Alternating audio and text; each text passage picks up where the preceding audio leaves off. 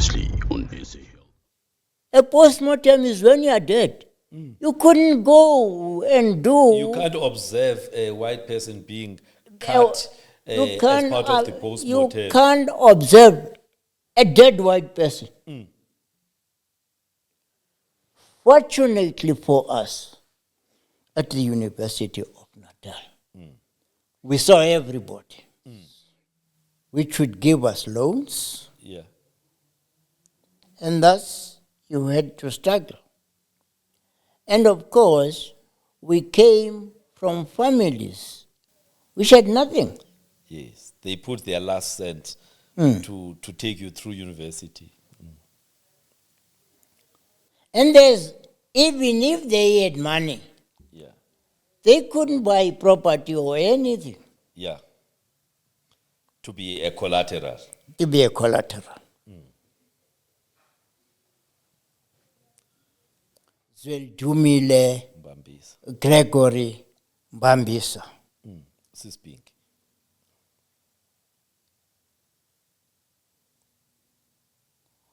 I wanted somebody to take care of my practice so that I should go back and finish. Thank you, Dr. Funde. We ended up by saying, after hearing that Professor Dirk Crichton held me in such high regard, Yes. I was bowled over Yes. when he said, if there's no post, a post must be created for him, For Dr. Andile Malis. for Dr. Andile Malis.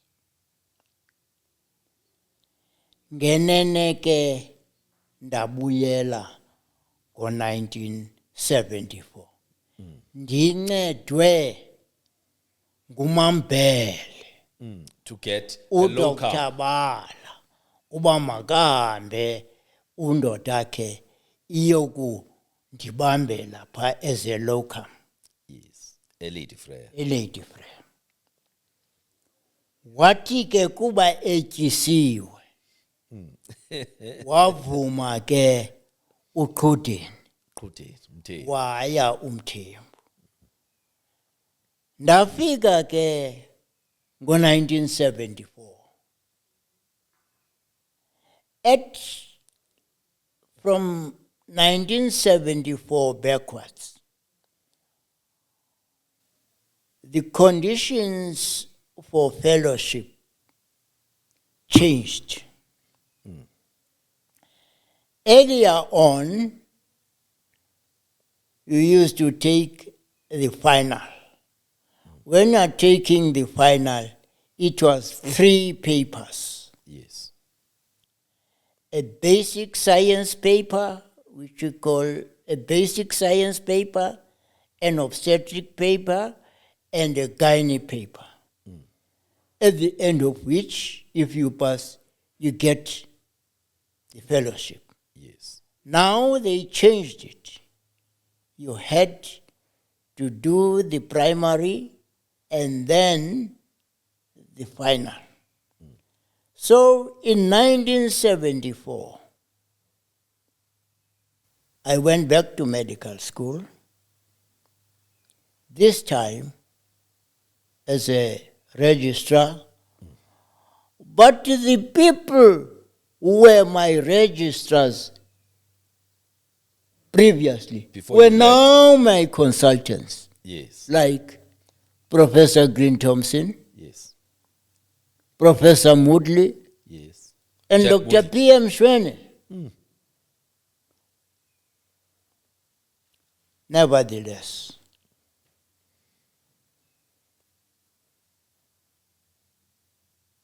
we worked together very fine. Yes. Because when they were housemen, I didn't bully them. Yes. Now they didn't bully me, now that they were my They had consultants. respect for you. Bebengabuyisa izitya mhlawumbe ubukhe wabhulisha. So, I did my year. But during that year, at the end, or in October 1974, I took the primaries, Yes. which I got. 1975, The following year, year 2. at the end of the year, in October, I got the fellowship with my former chief, Dr. S.B. Pizza. By simple arithmetic, it means Andile Maliza took 2 years to write the primaries and the final fellowship, which the great Professor Mhogo, couldn't understand. Yes. But that was a fact. Yes. Wawuvuthiwe. You were right. In 1975, when I was about to write the fellowship, Professor Alec Turnbull from Oxford Yes. was the external examiner for the College of Medicine of South Africa. Yes. The external examiners usually go to the various universities to assess the standards. So when he was at the University of Natal, I was offered a chance to present a case to him, which I did. He was so impressed that he offered me a post in his department at Oxford. Mind you, I didn't apply. Yes. It was how he assessed me at that presentation.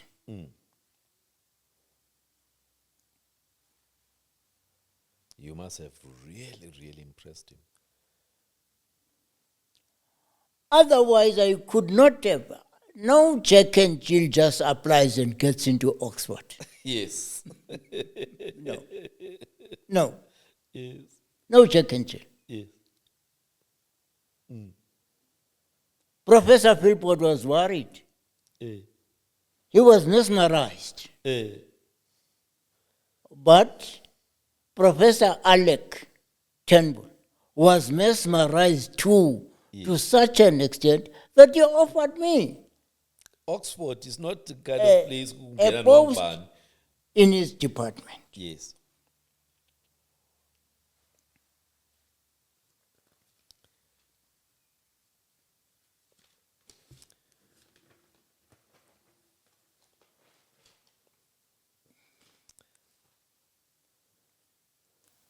I had already got the fellowship Yes. of the College of Medicine of South Africa Yes. in October 1975. Yes. I went to Oxford in January So 1976. you accepted that offer, and you actually did go overseas. Oxford. I accepted it with both arms. Yes. It was something that I never dreamt of. Yes. It was one of those lucky things. In South Africa, I thought I won a jackpot. Yes. Yes. Great. So I was in his department in 76. In June 1976, I took the MRCOJ. Yes. Member of the Royal College College. of Obstetricians and Gynecology. Let's stop there. You don't write the fellowship, the FRCOG.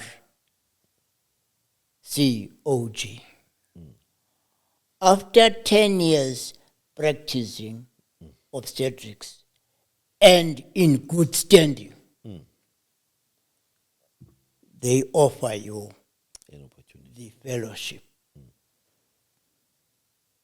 So you have to be practicing for at least 10 years to be given the fellowship,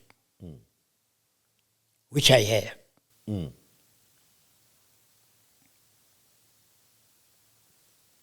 I'm a bit confused. Ndicela just help me, just clarify something to me, Budendi. There's FRCOG, and then there's MRCOG. Remember, you mentioned the three people. You mentioned Ujiji, you mentioned yourself, you mentioned Umbambisa. That was FRCOG. Now That you is are talking true, of, Mbed. now you are talking of MRCOG. Right. Let me explain to your audience Yes, so that they follow. yes, You write the exams, and when you write the exams, the degree you pass or you are offered yes. is the MRCOG. Okay. Yes, After 10 years, at least 10 years, being a member In of good the standing. Royal College, and you are in good standing, they offer you the fellowship. Yes, But if they are not happy with you, you are not offered. yes. There are many people in South Africa who wrote or who have the membership, Yes. but they are not fellows. Okay. To such an extent that if you go to London, there's the membership area, and there's also the fellowship area. So if you go, Levels. you go, but before you become a fellow, you must be a member. Yes. And if you are in good standing, the college decides to elect you to the fellowship. Yes. So does that mean that fellowship, that FRCOG, Yako, Nombambisa, no Tatumbeche, it was only after you guys had been around for 10 years as guys And in good standing. and in good standing. Yes. Okay. I did say Dr. Mbambisa got a gold medal. Yes. To explain that, he got a gold medal when he wrote the membership. Because in the fellowship, you don't write any exams. You are invited. Yeah, you're invited. Okay. So you understand me. Now I understand. Yes. The last thing I want to say about Dr. Andile Malisa is that in 1975, The same year that you got that, because you passed your finals in October, November 75. he was the first black specialist in the whole of the Cape Province. Yes. Professor Mkhokong, Gigi Mbeche were up in the Transvaal. Transvaal. Yes. In the Cape Province, the first black specialist was Dr. Maliza in gynecology and obstetrics. But the late Dr. Don Luswazi also got the fellowship in surgery that year. So in 1975, Dr. Andile Maliza and Mr. Don Luswazi were the first specialists, Black specialists Where from the- the Cape Province. black specialists in the Cape Province. Yes. I think for those who are the born frees, I think it's important to just say this. There were only 4 provinces prior to 1994. It was the Cape Province, which includes now Eastern Cape, Western Cape, and Northern Cape. All 3 of those were what made the Cape Province. Then there was Natal, which is still Natal, KZN. There was the Free State, Orange Free State, as the 3rd province, and then Transvaal.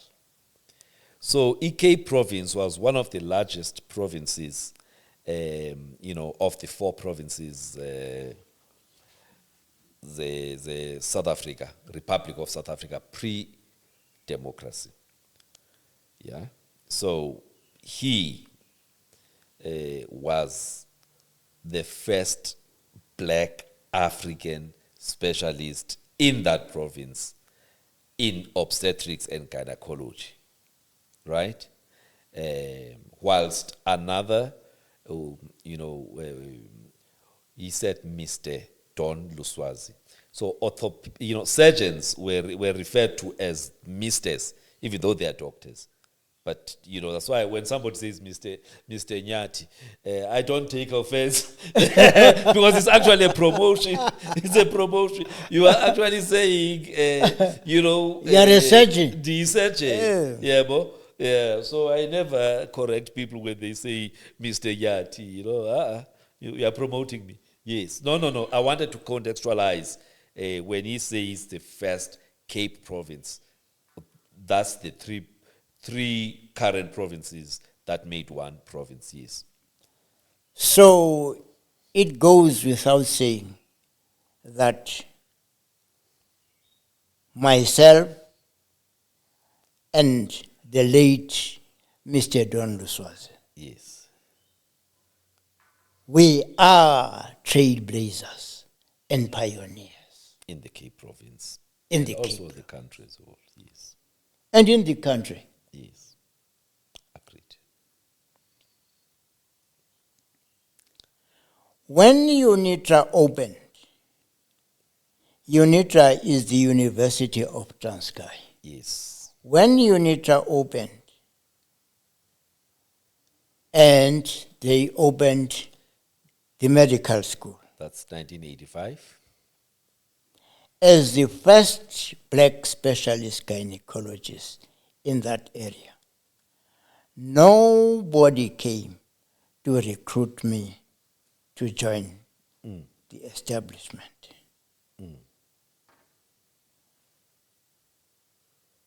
Because the person who was tasked with setting up that medical school was Umama Uklaba Mukwet, around 85.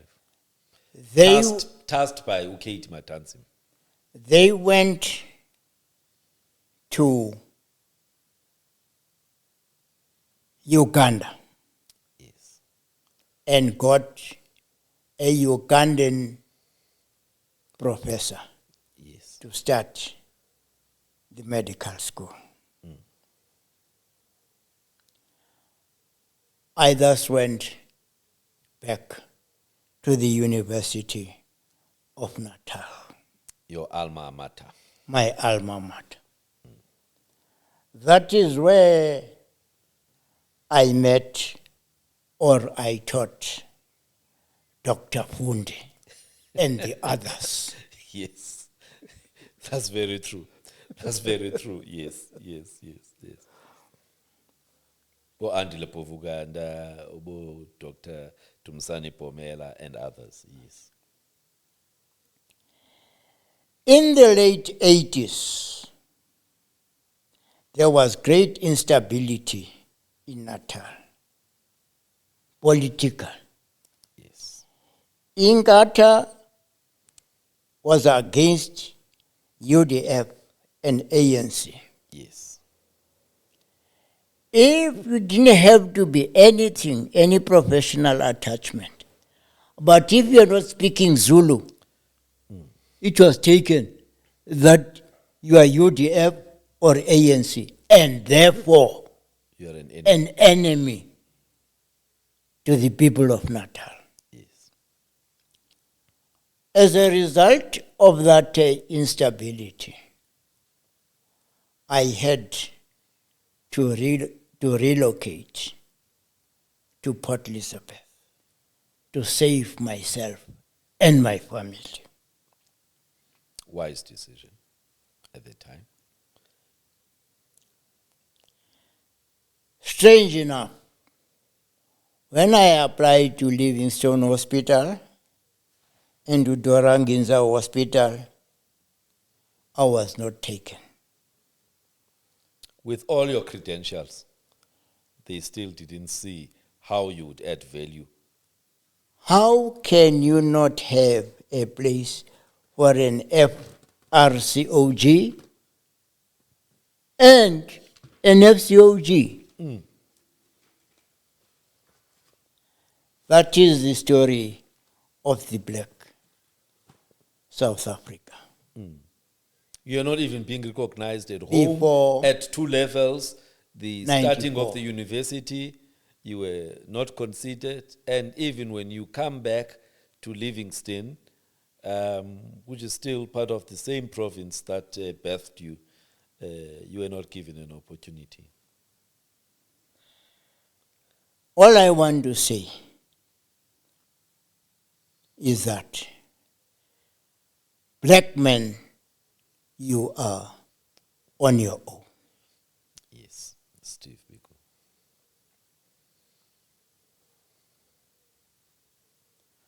I wish to end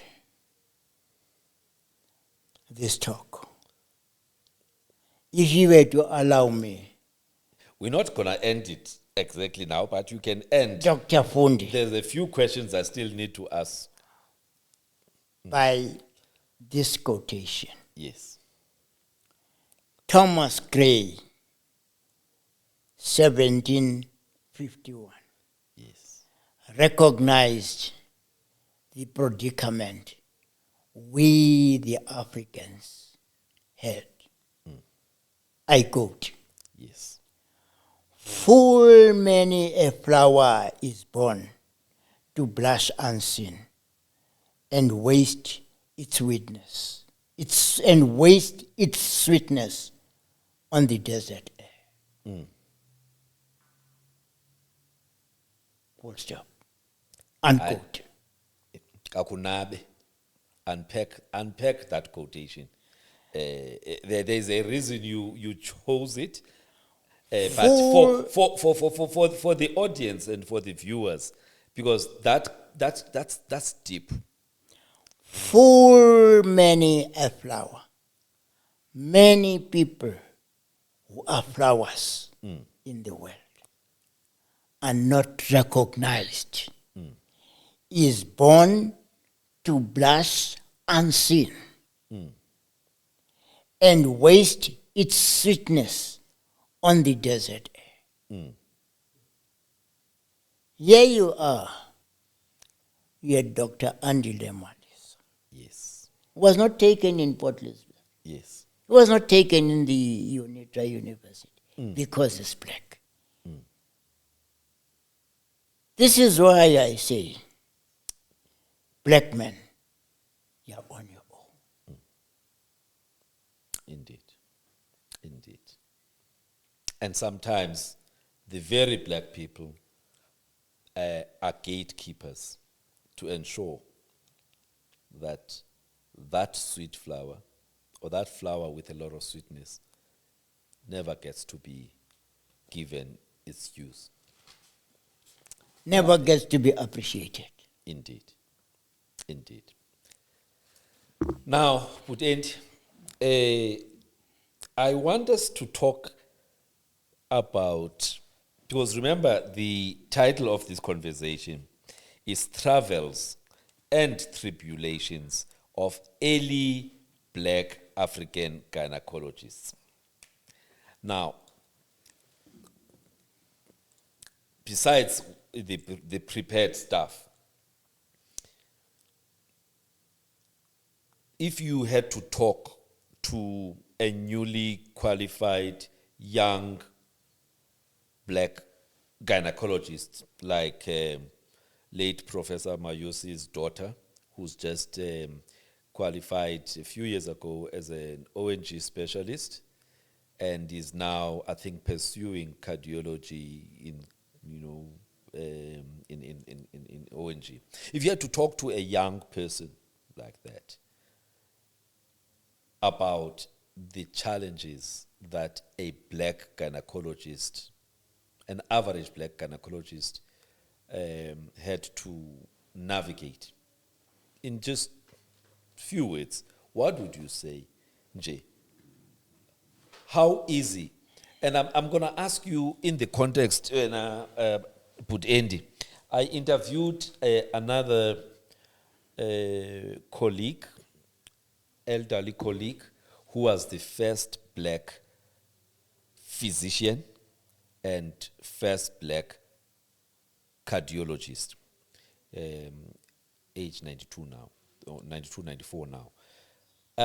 And he had qualified as a physician, he had qualified as a cardiologist, but he was not allowed to even practice in South Africa, having qualified, right?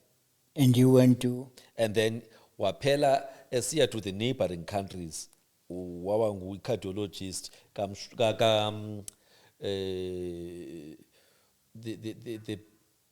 the Swaziland Sopuza.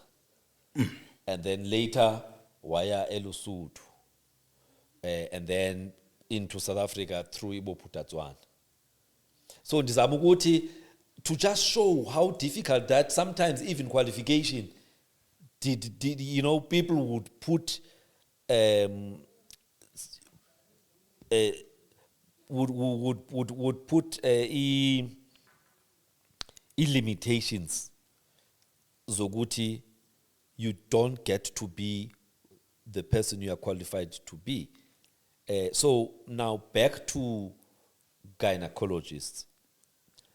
If you were talking to newly qualified gynecologists now in 2026 and just give them a bit of how things used to be overall as a newly qualified, experienced black gynecologist, things that they may not know now, because I'm sure things are a little better than they were. Dr. Fundi, thank you for that question. I want to start by saying the difficulties that any black at that time countenanced when you wanted to specialize are a myriad. The first one, it was difficult even to be a doctor. The admission to be a doctor was difficult because it was the only medical school at that time.